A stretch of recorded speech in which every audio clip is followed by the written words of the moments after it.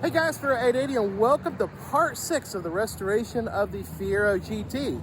And as you can see, it's parked over here. We're doing a lot of driving with the Fiero. I've been taking the Fiero with me on some photography shots. We are in downtown Greenville this beautiful Sunday afternoon, and I've got to work, but I'm taking her with me everywhere I go. So stay tuned, there's lots to come in this video. You're gonna see the EGR repair for the check engine light.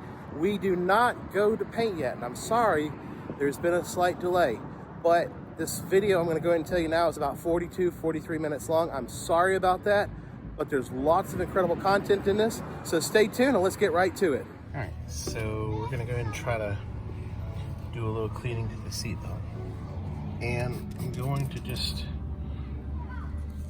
try to put some the glass cleaner on it. That should break it up. We'll see what happens.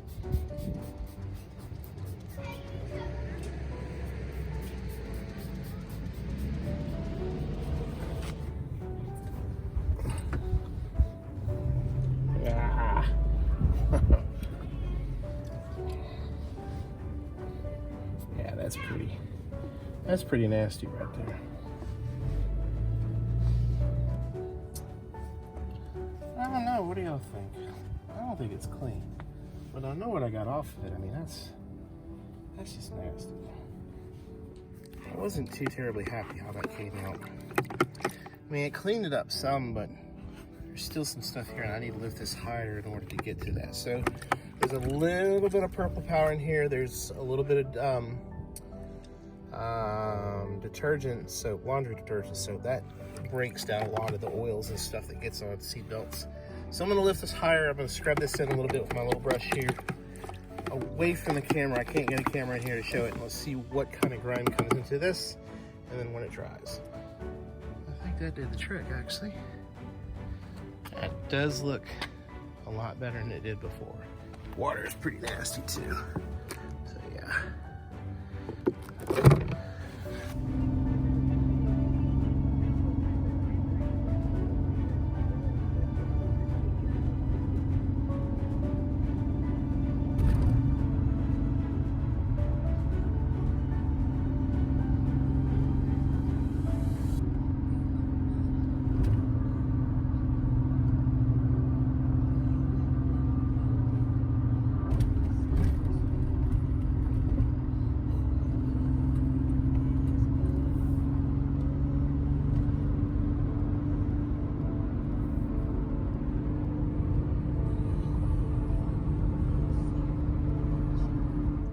So now it's time to troubleshoot my good old check engine light. Code 32 for the EGR line. And basically what it is there is a pressure sensor. This is the EGR solenoid valve. There is a pressure sensor right here. There is a line that comes off of the throttle body at the bottom, and a third throttle or higher, it will produce a vacuum.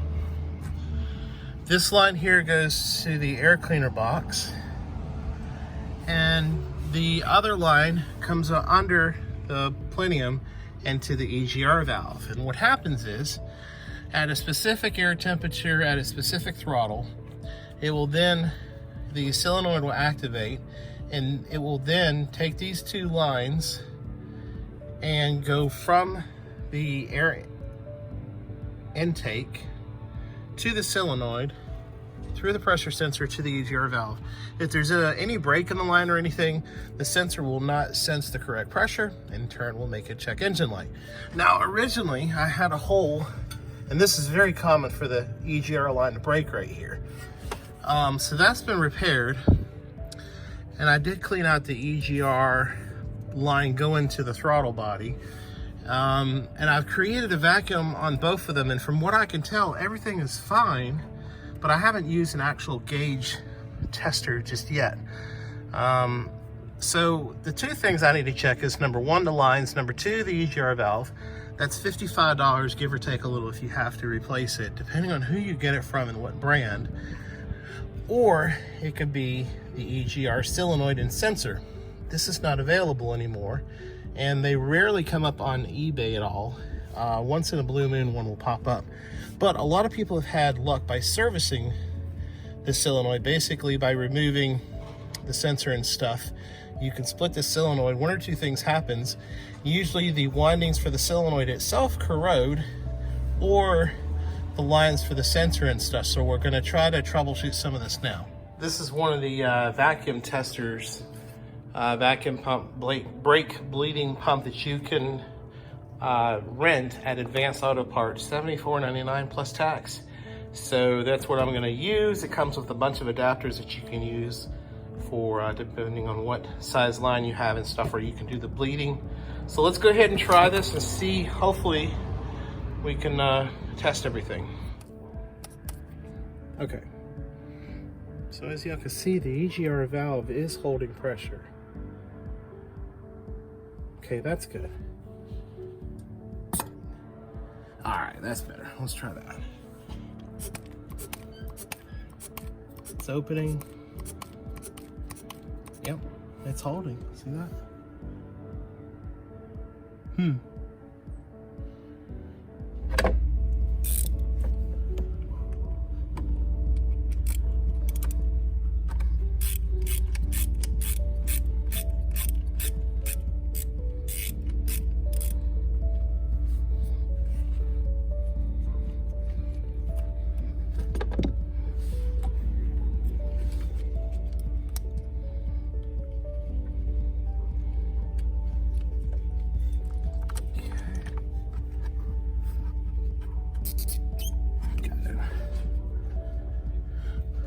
Oh, look at that. You know, see what I'm seeing? Somebody's already been into it already. Look at that. All right, so the sensor holds a vacuum. So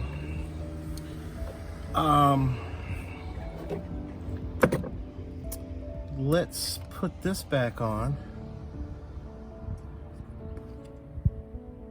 Let's see if this holds a vacuum. Try to test as much of this in the light as possible before we put this on a bench. There we go. All right, I need to take this off and put this here.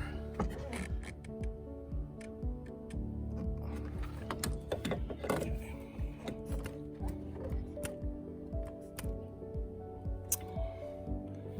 So, sensor holds vacuum. So we need to get this valve off right here, and then we need to check, number one, do we get a click with the solenoid when there's power applied? And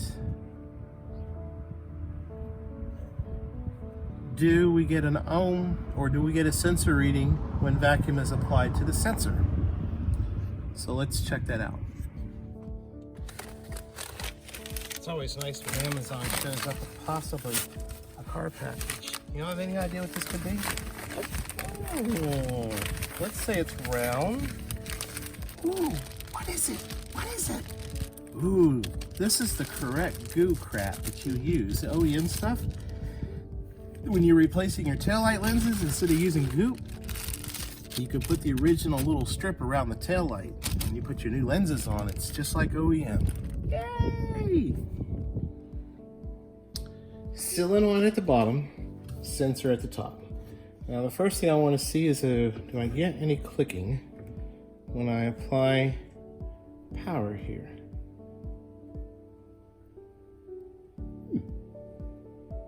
I do not.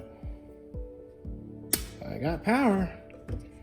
I don't get any clicking. Boy, wouldn't that be nice? And then let's get the vacuum pump. Okay. Yep, look at that, you see that?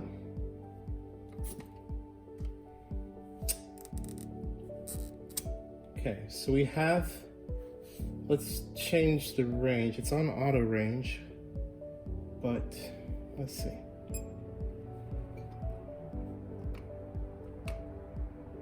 Yep, see that? It almost makes me, I bet you this thing's rusted up. I had to put any money on it. That's what I'm gonna say. All right, let's, let me just double check on how to disassemble this. And then I believe we're gonna be, well, I'd love to get this thing working. All right, we need to get this part of the solenoid off. So, let's just stick this in the vise right here. That way, if anything is dropped, it isn't gonna hit the floor. All right, we got that in. Probably need it. Okay.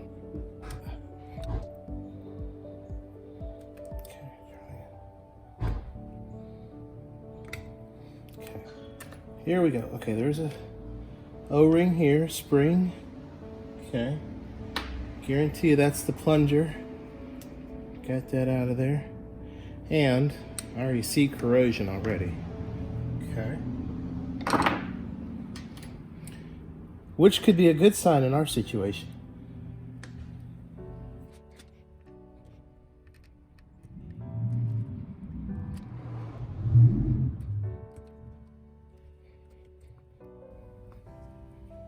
Oh my gosh, check that out. That's too cool. All right.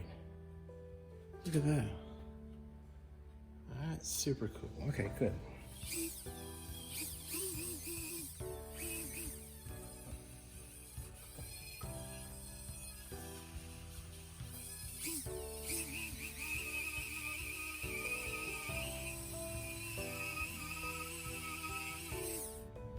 Looks like that's just one part. Part of the casing.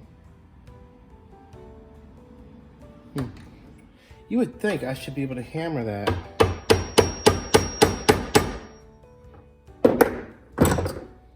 Ooh, it's coming.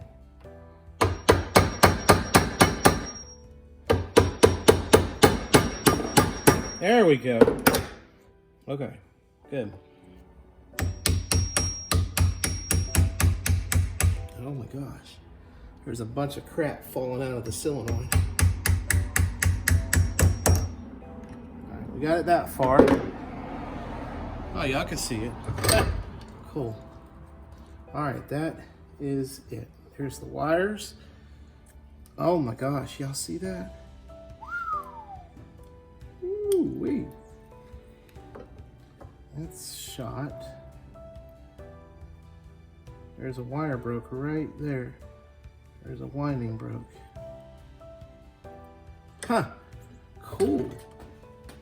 Got my soldering iron out. So what we've got to do is, there's a protective coating on coils so it doesn't short each other out. And in order to solder this stuff, you've got to remove that protective coating.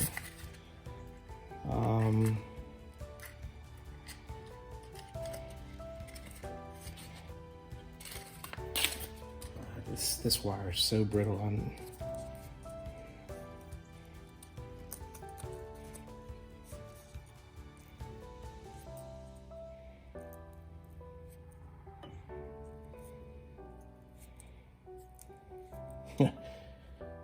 I don't know. Let's see if we can at least get some solder on it first. So I got my solder over here. I don't see this working. Yeah, that's good.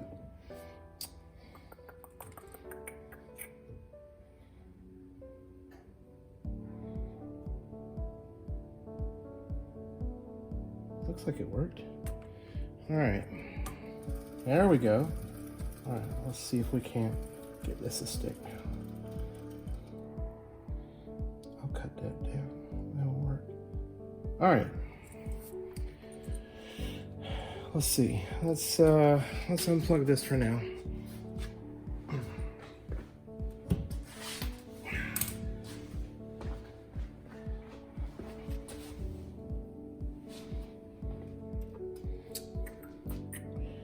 All right, so we have that in there. Let's just kind of wrap that around right now. How does this work? Ooh, y'all see that? Wow, It worked. Holy moly. Okay, I think we just fixed it. Let's just take some painter's tape, put it over the coils, cover these coils up. There. There we go.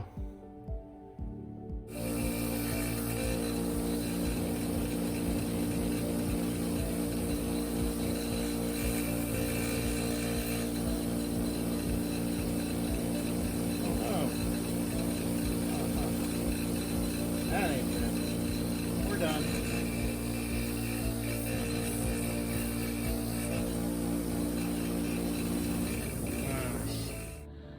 Did y'all see that catastrophe which just happened? While I was grinding, I grinded into the coil. I thought it was destroyed. I was actually going to end the video there and go find another coil. But let's just say I was able to peel a few layers off. I also cut the wires to the coil so I could, at a minimum, get the thing out of the housing and get some shrink wrap on right here on that bare wire right there. I've already tested it. It works. I don't know how, but it does work. So I'm gonna continue with this, and let's get this wire heat shrink. Let's get the heat shrink. Heat shrink. Say that a couple of times.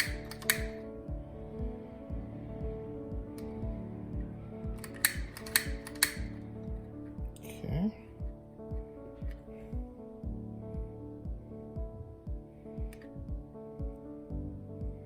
Okay. Good. Got that done. Oddly enough, when I was working on this, look what else I found. There's the O-ring. It was actually all compressed into there.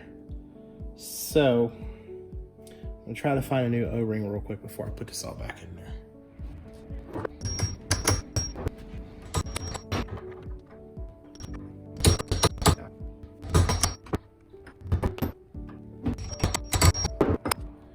Well, let's just say 4 hours later, give or take a little.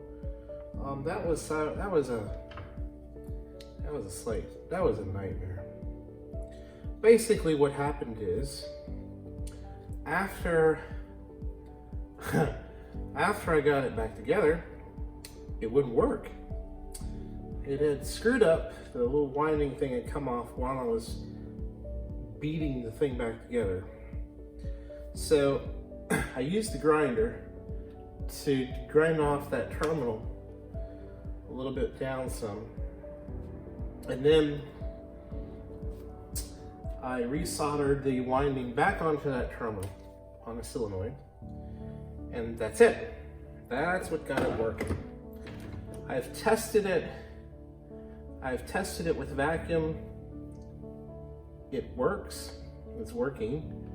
So we're good to go. Now, all we've got to do is go ahead and solder these wires back together, and then we should be good to go.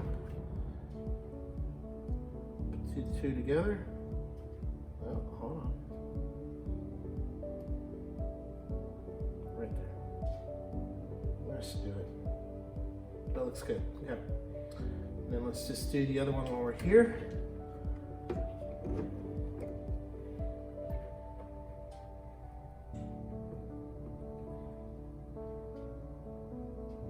Done and done. So let's go ahead and heat shrink. Put the shrink on and heat this thing up.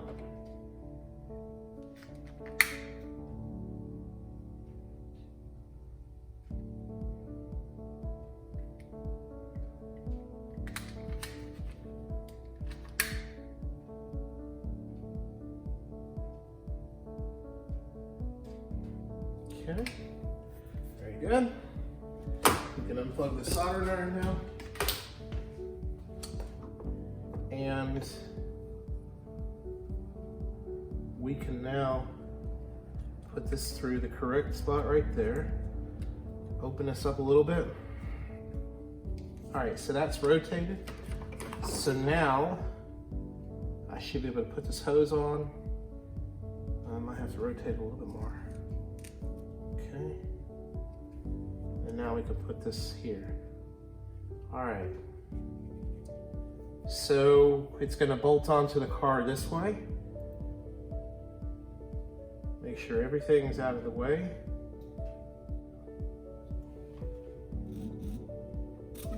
Perfect.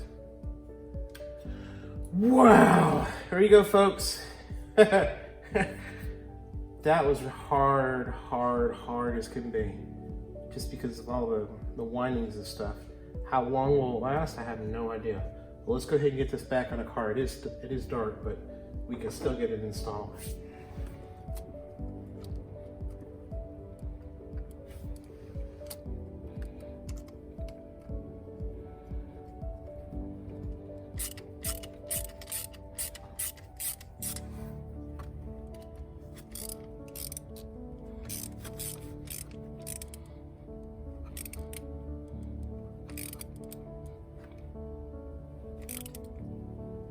Okay, that feels good. Let's plug in our vacuum lines. Okay, plug in our canister line from the air canister to the air cleaner. And last but not least, wiring. That's it.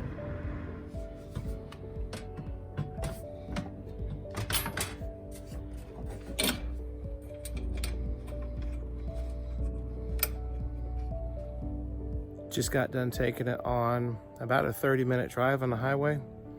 Knock it on wood, no check engine lights at all. Thank you, thank you, thank you. That has literally taken all afternoon to fix. It turned into a disaster because the windings on the solenoid were messed up. And realistically, you should have thrown it away and just got another solenoid. But considering as of right now that I know of, there's none available new, and then if you can find one, it's going to be up there. 4 hours later, it is fixed, so I guess that you can call that a success. But it's so nice to get on that. As soon as you get on the highway, bing, check engine light. And it was that code 32. So, wow, that's awesome. Oh, while we were doing a check engine light, EGR solenoid, look what came in. Look at it. It's the taillight lenses. Woohoo! Now I know that my painter isn't standing me up. I trust him. I know he's busy right now and he's trying to put a date in place for the Fiero. And now I got my taillights. Sail panels will be here tomorrow. I got the taillight goo that I can use. I mean, I've got everything I need. The windshield wipe, everything's done. Oh man, I'm so anxious to put this on, but I gotta wait for the car to get painted first. Or do I? I don't know. Those are gonna be really, really nice right there. I keep forgetting to replace this part, but I actually got this a long time ago from the Fiero store. And it's supposed to be the steering stabilizer for the Fiero, maybe? I don't know. Awfully small compared to what I remember seeing on there. But we definitely need to replace the one that's on there. Not that it's bad, well, I don't even know if it's bad. We'll find out when we get it off. But let's figure out a way how we can get under the car real quick to get this changed. So there's the steering stabilizer on the Fiero. Really, really simple. I'm gonna break these bolts real quick with the ratchet, and then let's see what happens.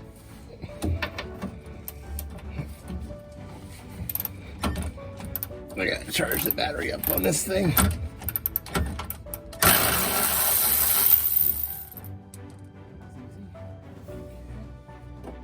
Got a brake line right above this, so we gotta be careful.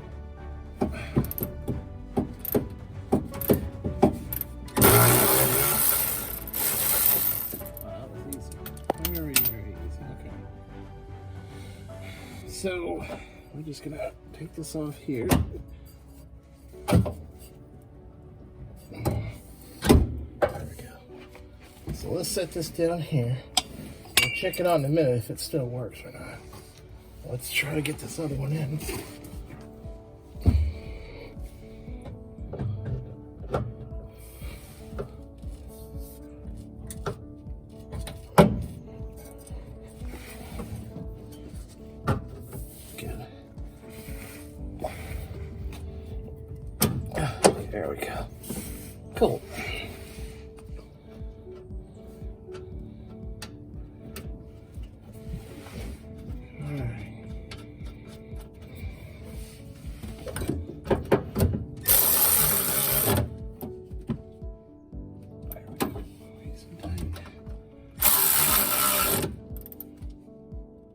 Cool.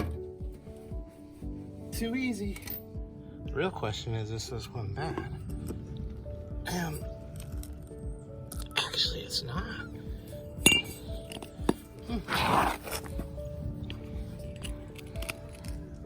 No, this one was still good.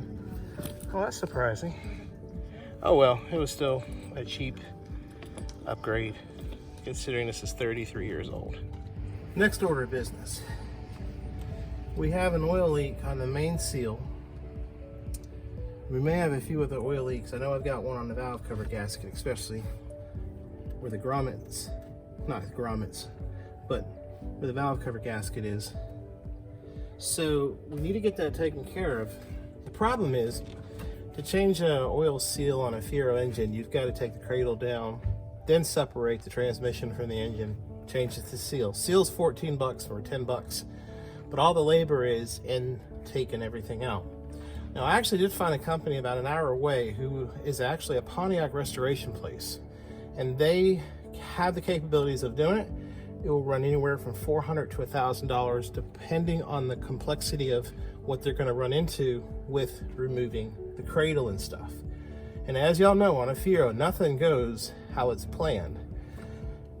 I've done a bunch of searching around, and I am subscribed to Scotty Kilmore's channel, and he did a video on this back about a couple years ago, maybe 2 or 4 years ago, AT-205 reseal. I've done a bunch of searching on this stuff, and even though I'm not a true believer in miracle stuff, this stuff seems to be, has incredible reviews, let me put it that way, especially on Amazon, which is where I bought it from. Now, I bought the single bottle for right around $12.99, I believe, and I'm gonna try to use this to see if I can possibly rejuvenate, at least if anything, the main seal, because I'd love to get that fixed without having to drop the cradle and stuff.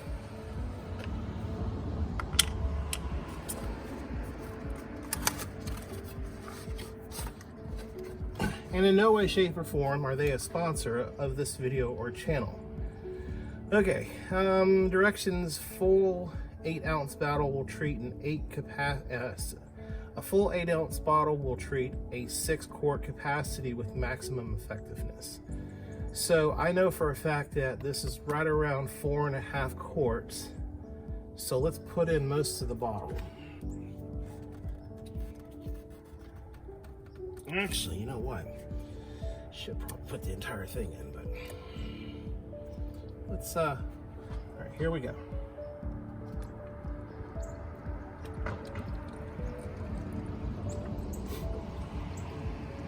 There we go. A little bit left in there. Now, Scotty Kilmore in his videos said run the engine at least 5 hours of runtime in order for everything to circulate throughout the engine and to get it in its system. Now, what I'd like to do is I'm gonna go take the car for a ride since I just replaced the steering dampener. Even though I think the old one is fine, this would give me a chance to continue to check to make sure that the EGR solenoid is good, fixed, which I'm 100% sure it's fixed, but nevertheless, it'll still give me some runtime on the engine, and it will finally start this to allow this to circulate through. So let's go for a ride. Oh, it's the only way we're gonna have Bluetooth. All right, let's go.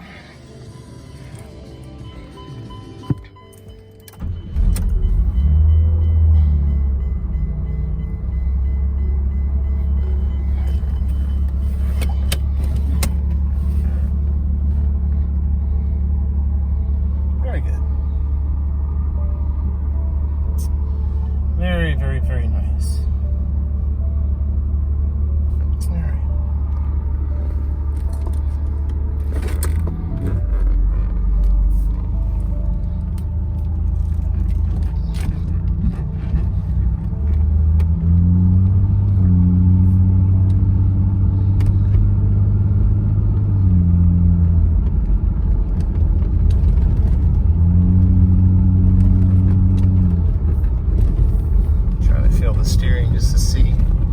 If there's any difference. I mean, that is a larger steering dampener that I installed in diameter.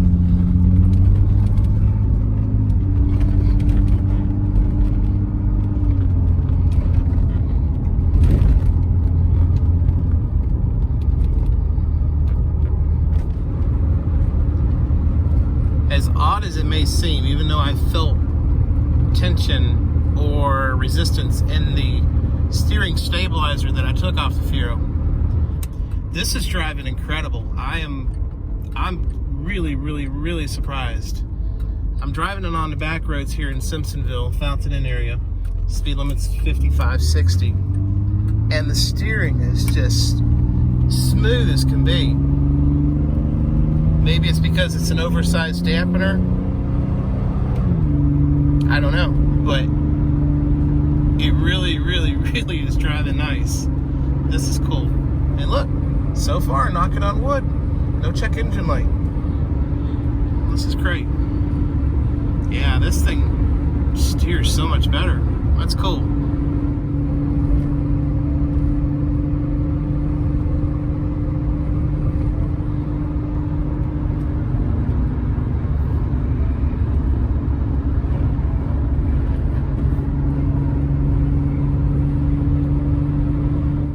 Y'all know what this box is. These are my new sail panels. Yep, taillight lenses and sail panels, but I can't do anything because I don't know what the paint guy's gonna do yet. This is driving me nuts. Ugh. So we have rain. It's raining now for probably the next 4 or 5 days, except for Sunday. Today is Friday evening. On my to-do list, I want to get these mirrors painted. If I can remove the mirror easily from here, just to paint it in the meantime, that would be perfect. Now, the other alternative is maybe masking this off with the mirror still mounted to the car, and then just painting the mirror briefly and still taking them off when the paint guy comes. So let me look at this real quick and figure out exactly what I'm gonna do.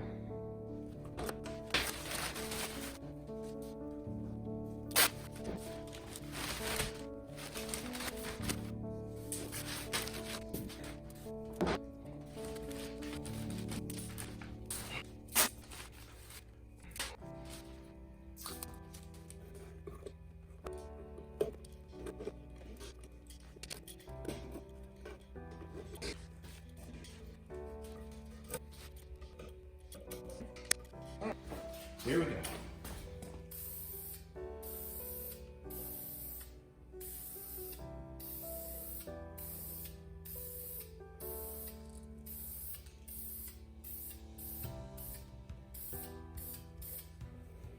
Okay.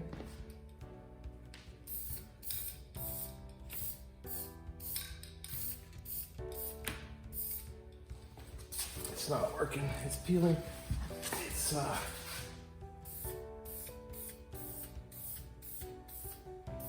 bubbling up.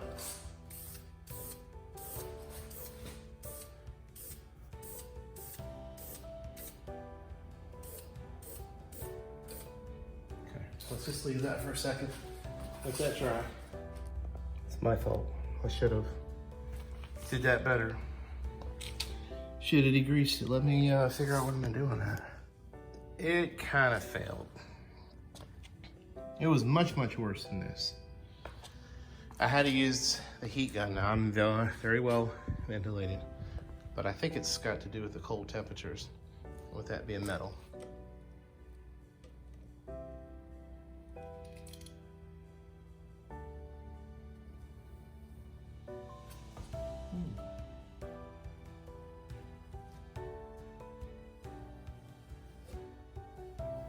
That's fine.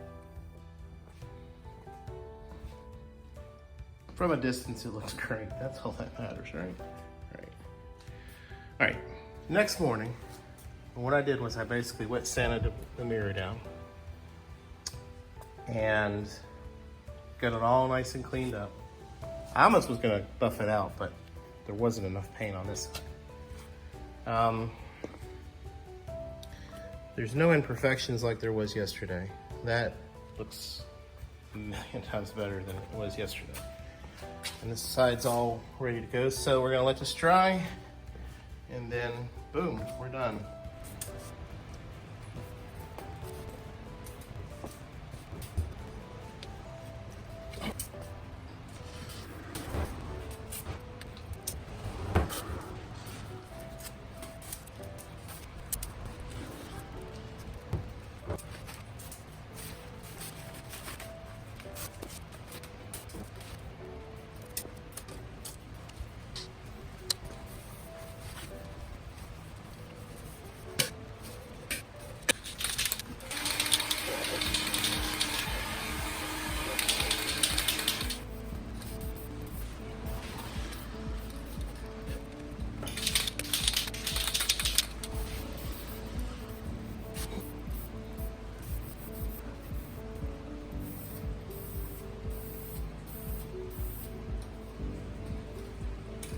one little flaw right there, but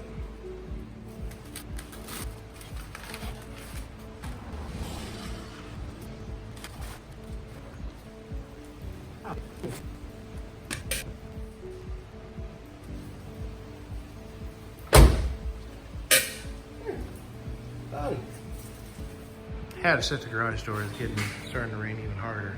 Let's let it dry, and then we'll check it out. I'll show you the little flaw that did happen on it, but I'm not really too worried about it. I think it's gonna look just fine once it dries. And then again, like I said, when the car is getting painted and I have the mirrors removed, if I need to do a correction on that mirror, I can do it very easily. But at least they don't have that nasty, chalky, just completely oxidized look to the mirrors. That was my goal until it goes to paint. So let's check out the mirror. That was the only spot that kind of messed up. I'm not gonna worry about it because the mirror itself looks just fine. It came out really, really well. And when I go to take that off at a different time, if I need to, I'll do something with it then. I could always wet sand it, but it looks fine. So as far as I'm concerned, the mirrors are completed. Mail time. Ah, painter's tape, go figure, right? Thanks to a Fiero member, guess what we got? Guess what we got? Well,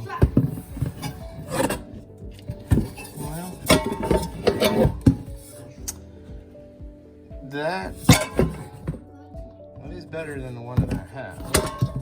It stopped falling. Oh, he took the air temperature sensor out. Oh my goodness. Well, we can wire wheel that up pretty good. At least it doesn't have any holes in it from what I can see. Nope. Well, wait. Nope, no holes.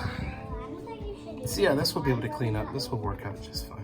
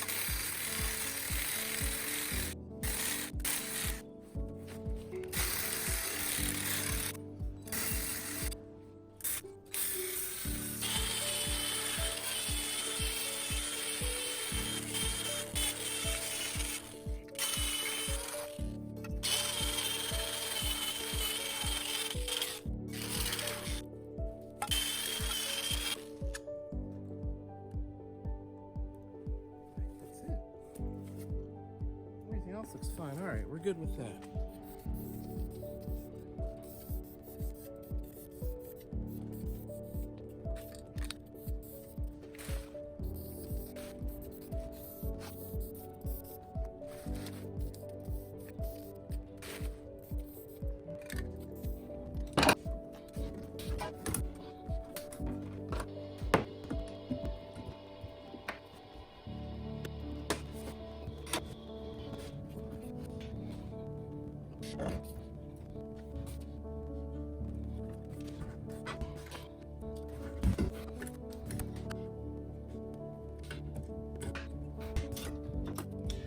So here's the difference between the two.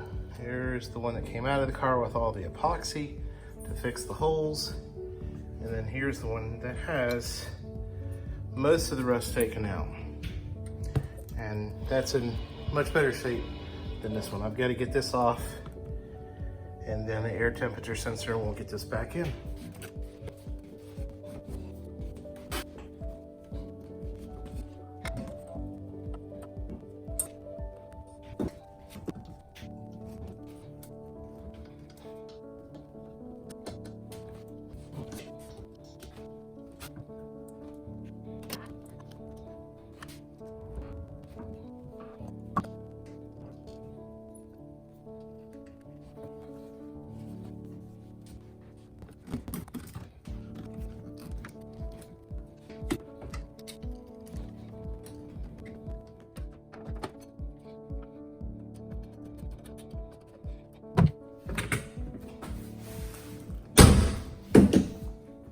Just as I was finishing up the Fiero video, my wife has a flat.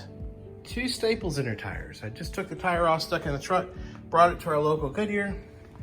He said that it's actually already plugged and ready to go. Let's go pick it up. That's awesome. Already? Check that out. So Goodyear doesn't charge for patches. No, sir. Man, I appreciate it so much. Somebody, they started this about, 3 or 4 years ago.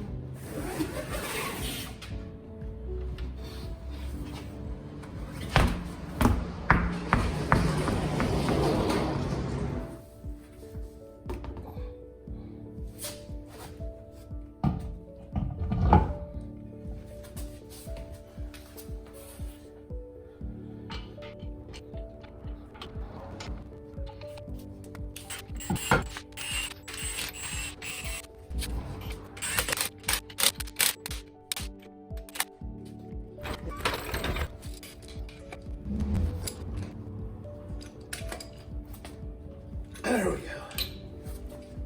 Well, that is going to end part 6.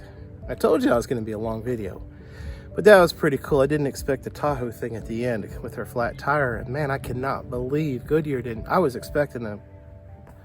I'm blown away. What a way to end the video. Guys and girls, thank you so much for being a part of this channel. Thank you so much for being part of the Fiero series. And as one viewer had said in the comments, you're not done yet. Now, you're not even close to done yet. And you know what? He's right. There is still a lot of little things that need to be done, and we're getting to it step by step. I do wish this was in paint. I do wish I'd already done the taillights and the sail panels. They're in the house. Patience. We gotta wait. So, click subscribe or like around here, and I promise you, we will see you soon.